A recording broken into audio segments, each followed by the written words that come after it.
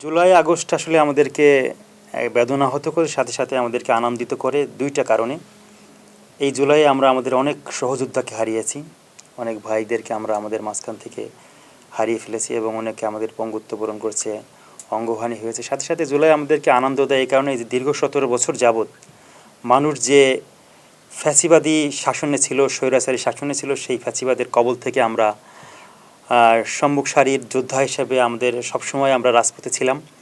বাংলাদেশের মানুষকে আমরা গণতন্ত্রের সুবাতাস বয়ে আনার জন্য আমাদের যতটুকু অবদান রাজপথে রাখা দরকার ছিল আমরা আমাদের সর্বোচ্চটুকু দিয়ে করেছি। আল্লাহর অশেষ রহমত যে আমরা এখনও সুস্থভাবে আছি। আমাদের অনেক সহযোদ্ধা আমাদের মাঝখান থেকে হারিয়ে গেছে, মারা গেছে। জুলাই আন্দোলনের যে প্রেক্ষাপটটা শুরু হয়েছিল কোটা সংস্কার আন্দোলন থেকে, সেইটা আস্তে আস্তে আমাদের এক দফার দিকে গেছে।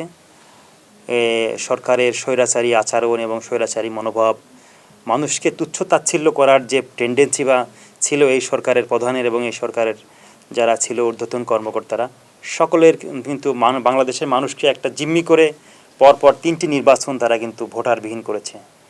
সাধারণ মানুষের মতামতকে উপেক্ষা করে সবসময় এই আওয়ামী লীগ চেয়েছে তাদের চাপিয়ে দেওয়ার সিদ্ধান্তকে বাস্তবায়ন করার জন্য।